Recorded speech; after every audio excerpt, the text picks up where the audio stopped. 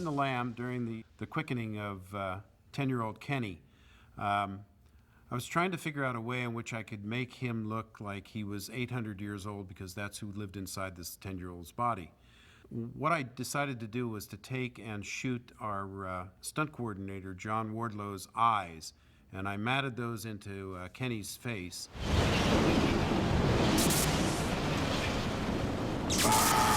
What we achieved was this effect that made him look like he was 800 years old in this young boy's body, and I thought it was quite successful. And I was happy we did that, because it made that quickening much more believable in terms of the 800-year-old. When did you know? When I woke up. There was a sheet over me. I could hear the policemen talking. They said it was too bad I was dead. First, I'd like to say it's a very sad thing with Miles Ferguson. He died in a car crash. But he did a great job as Kenny. He could play both innocent and evil. And it wasn't an easy role to play. And I think the important thing about the character of Kenny was people do what they have to survive. And we didn't want to place a value judgment.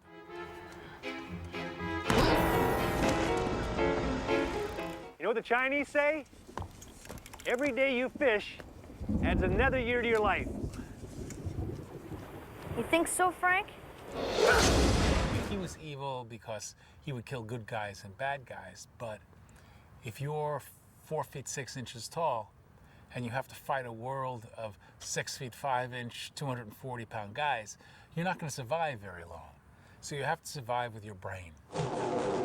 He's big trouble. How much trouble could he be? He's just a kid, Dawson. Yeah, right. How old did he say he was? 10. 14, really? Try more like 814. Jim added a tremendous amount to the show. In fact, in some ways, I felt like Jim and I kind of bookended Adrian in a way. The show had, I guess because of Adrian and Peter, it had a little bit of this European flair, and I felt like Jim and I brought this like really all-American, thing to the series. Let me guess. When you found him, he was hiding somewhere. He was scared. He was crying. He said an immortal had killed his teacher. I think that chemistry translated to the screen, and we had a lot of interesting stuff that was written for the two of us. And I enjoyed those scenes quite a bit. This Kenny is evil, McLeod. Old evil. Then so are we. 8 years, 800 years makes no difference, Dawson.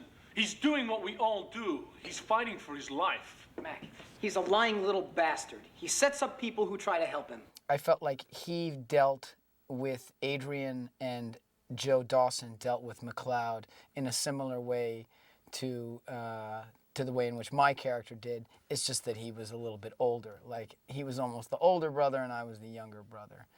And I was thrilled that Jim became a regular character and was around, and he's a hilarious guy and had a great time. It all comes down to one thing, McLeod. In the end, there can be only one. It might as well be me.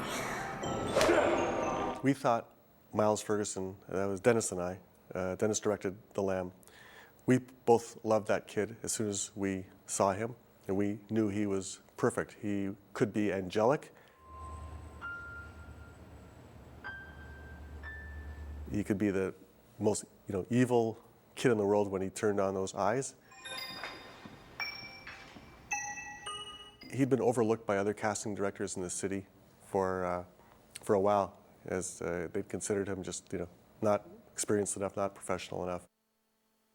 Look at me, Richie. I'll never be able to drive a car. Never be old enough to have a woman. I'll never be able to fight worth a damn.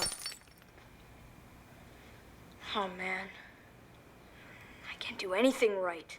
That kid was fantastic, and that kid came to set, and he was more professional than, a 30-year-old. He was a kid that just knew what he wanted, just wanted to be an actor.